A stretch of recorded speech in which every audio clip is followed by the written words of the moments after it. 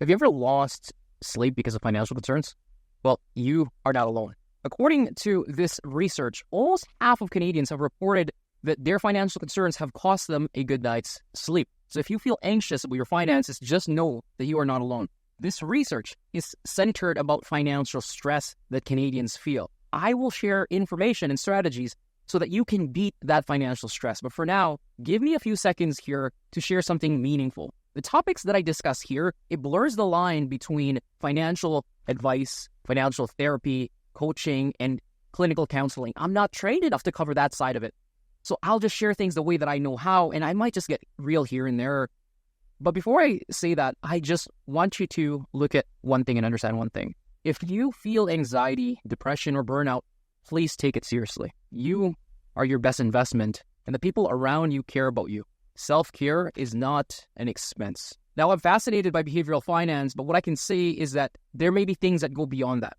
Financial stress may be a symptom of a larger systemic mental health concern. There are neurological disorders that severely impact decision-making, and the choices that we make lead to guilt, and it becomes a self-reinforcing behavior that then becomes self-fulfilling prophecy of just how bad you are. So think about it this way. You may have felt like you made a bad choice. So you identify that you're bad with money, and now you feel this guilt, and this guilt and lack of clarity can then lead you to the next bad choice, and it goes on and on and on and on and on.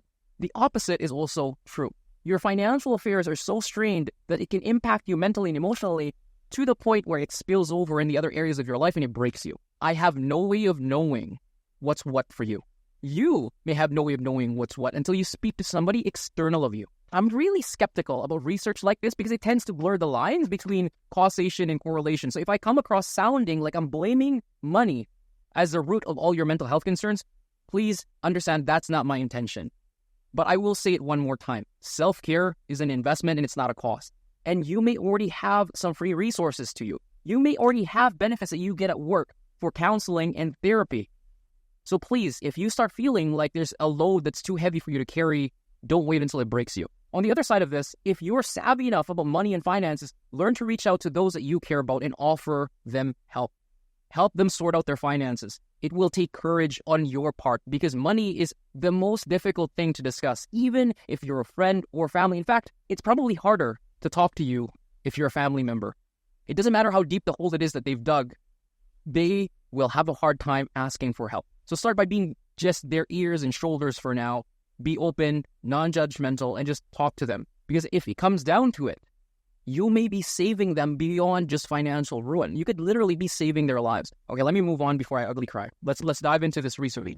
Let's dive into the numbers and let's see what story tells us. Let's address sleep and worry first. According to the survey, women and persons of color and individuals earning less than $50,000 a year are more likely to lose sleep over financial worries. The primary concerns come from bills, basic payments, and expenses, so day-to-day finances. 37% say that money is a key stressor in their life. 44% of those who pick that as their number one concern are people of color, and 46% are under 55. So younger Canadians are more likely to worry about basic bills to the point where it becomes stressful to them. 35% of respondents cited saving enough or perhaps the fear of not saving enough for retirement is a key issue. This was more common amongst younger Canadians. 31% of the respondents then say they're concerned about saving for a near-term goal, large ticket items other than retirement. The fourth on this list is debt, which concerned 30% of those who responded. Now, I find it interesting that only 15% of those who are surveyed self-reported that investing is a key financial concern. Just 15%. Yet almost every fucking advertisement that we see from financial services and financial experts is about investing. Just talk about a mismatch of the service and need. People need more help beyond returns. No wonder 60% of the population do not work with any financial professional at all. 60% of them. I keep telling people that there is more to life than what shows up as a percentage return on your quarterly statement, and it turns out that's already how we're living. There's one last stat here that I want to point out from the highlights before we dive into the granular information. This is aspirational, but only 16% of those who are surveyed say that they do not have any stress from finances. Wouldn't that be nice? Now, this table doesn't break it down to income, but it has a positive correlation with age. We can infer that as you get older and you allow your wealth and income to compound, you are less likely to stress about money. Either that, or you just learn to IDGAF harder. If someone from FP Canada sees this, please, next year, can you please break down the age and income when it comes to the individuals that are saying that they don't have any stress about money? Please. Let's talk about the global impact of financial stress. Of those who reported feeling financial stress, 54% felt that money worries had a broader impact on their life. That was then subdivided to 38%, citing that it has caused anxiety, depression, and mental health challenges. 17% stated that money has affected their productivity and their work. 16% saw an impact in their relationships. I'm not sure about this. I feel like this is understated, but I'll allow the numbers to tell us the story. Because there's other research that says that money is the number one or the key reason for divorce. Oh, maybe this next stat should actually be joined. It says 14% say that it has affected their family. So maybe that one is in conjunction in real life. There's a small fraction, 5% say that it has been so bad that it's led to substance abuse. So there are larger and heavier reasons to do everything you can to get your money right. Your family, your marriage, your mental health, those are far too important for you to allow them to drift because of your money worries. The good news is 41% say they have felt no material impact in their life rooted in financial concerns. Let's talk about the positive, because the survey does say 91% of Canadians are doing at least one thing to improve their financial situation and reduce financial stress. Let's go through the top answers. Number one is saving more money by far. Then it's paying debt. Then having an emergency fund. And number four, creating a budget. Number five, building a financial plan. Number six, tracking my expenses. Number seven, getting help from somebody like yours truly. All excellent ideas, and I believe that these will in fact reduce your financial stress to an extent. But what do you guys think is wrong with this? It's the order. There is an order of operations that we need to meet for all of this, for this to actually become effective. The next note that I want to point out is that saving more money may make you feel good to start, but without knowing what's enough, no amount of wealth or saving will make you stress-free. I know this because I have a lot of clients that are worth 4, 5, 6 million and above, and they're still coming to us because they don't know if they're on track. It's normal for you to feel that stress because of the uncertainty around it. So you cannot save your way into peace of mind. Hey, my name is Hervin. I'm a certified financial planner, and I talk to my clients about retirement income planning and taking control of their life through the lens of having a plan around their resources, capital, energy, and their focus. I help them get that all clarified. And I'm not sharing all of this. I don't typically go into this introduction in this much depth, but I thought it would be relevant here so that you just understand why I'm somewhat qualified to talk about this. And my hope is that it doesn't discount anything that you're feeling about financial stress. I really just want to do a few things. One, to validate that your stress is real and it is normal. Everybody else around you might just be doing a better job hiding it. Number two, that there are things that you can control. And number three, if there are things that go beyond your control, it's normal and it's in your best interest to seek help, not a financial advisor first. Maybe it's a counselor first. I hope this video has been helpful. If so, leave me a like, give me a comment. It does help the algorithm. And maybe this helps somebody else. If you're willing to help a stranger that will never be able to thank you simply by sharing this video, you're a cool person. I like you. So let's fix the order of operation here. Before you can decide to save more money, you should first come up with a plan. Your financial plan allows you to check whether you are on track or not. It gives you a destination. It gives you a point to recalibrate from. But even before that, you need to get used to understanding and tracking your expenses first. So even if I'm a planner, I actually don't advocate for you to go there first. If you're doing this on your own, this must begin as an experiment or an exploratory exercise first. What are you really spending right now? Where is your money going?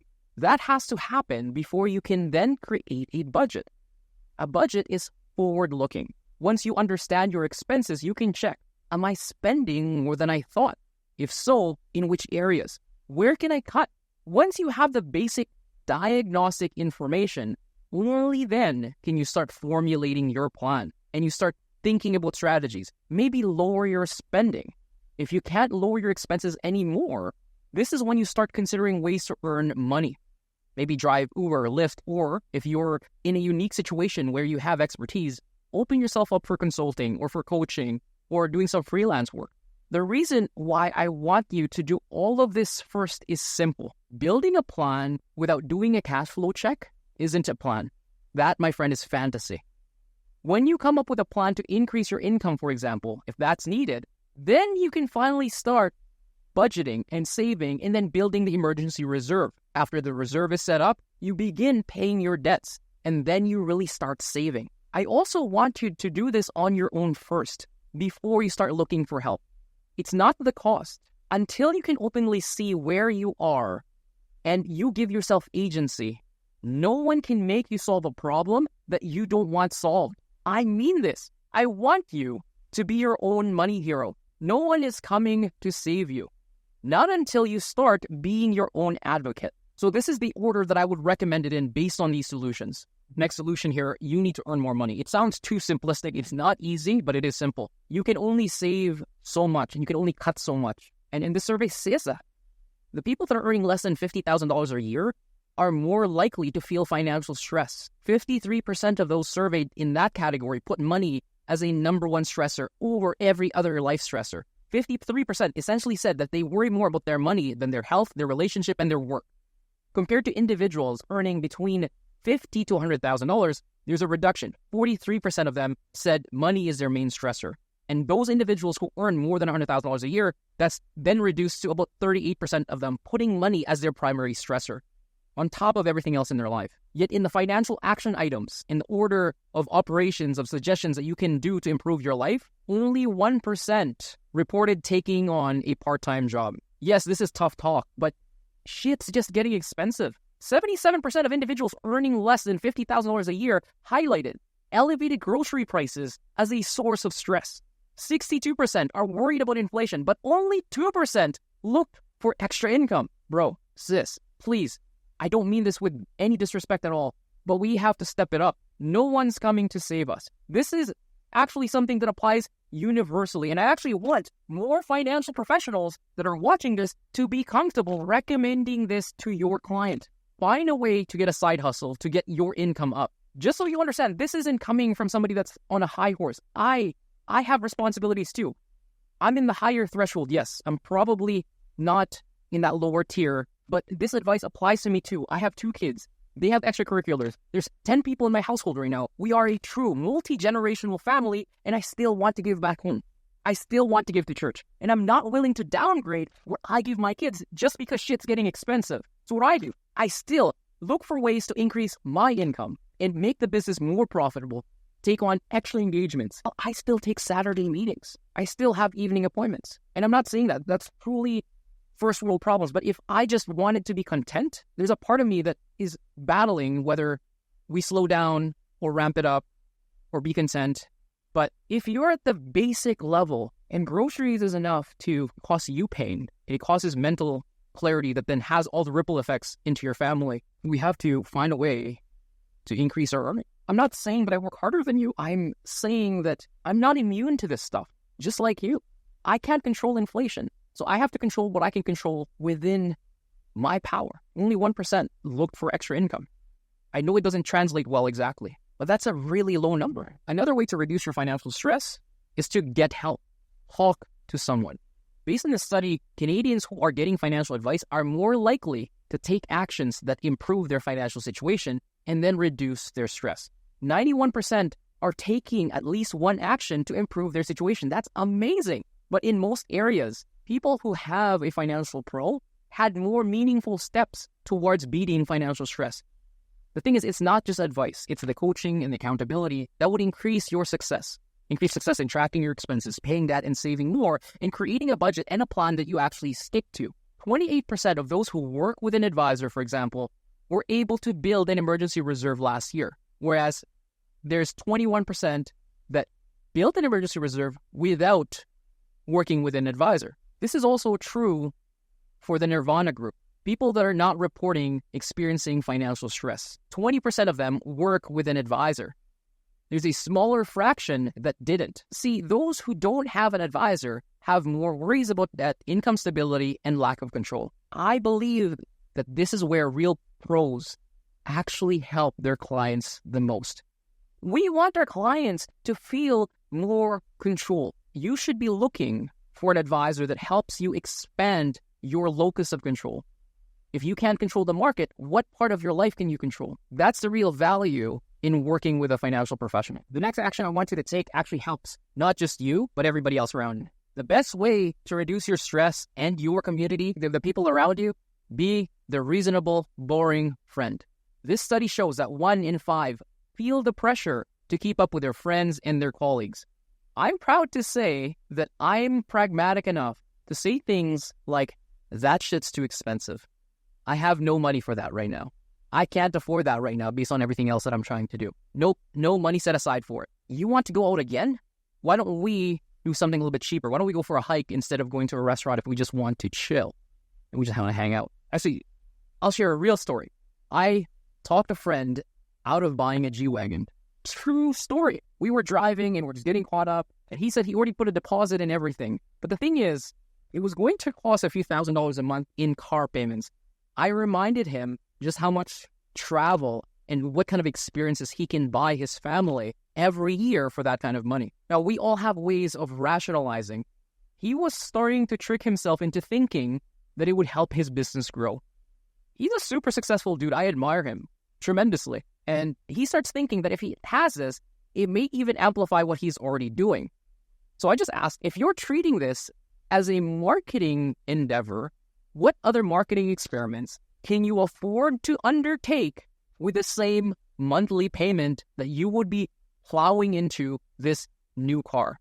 Compare the net impact of this new flashy car versus sponsoring one new local event or paying a marketing agency or getting a billboard. I'm not suggesting that those are going to be better, but will that be more effective or less effective than the car you drive as a shortcut to tell people that you are the person that they should be working with? Maybe that didn't really work. I don't think it actually worked logically. So I just told him that if you buy this, you just would look like a chauffeur more than anything else. That's a real thing. These are stories amongst friends. But when you take the courageous stance of saying that you may want to do something else because you have other goals, some of your friends will even thank you for it. They may feel like you're taking the pressure off of them so they don't have to keep up with you. Chances are, if you look around and you take an honest look around the people that you care about, there's probably a sense of trying to keep up with each other. So by being the one to say, let's do something else, it may help them with their own savings. The good news is, based on this study, we will outgrow this pressure. Only 7% of those who are 55 and older feel the pressure to keep up, while 32% of those under 55 feel this pressure. So maybe it comes with maturity. But why would you wait? Why don't you start exercising this right now? So those 4 things are what I would recommend you start undertaking right now. You can act on those things today so that you can start feeling better about your financial situation and repair some of the things that are starting to break around you. To further support you, I dive deeper into some of the ideas to get you more control with your money in these videos.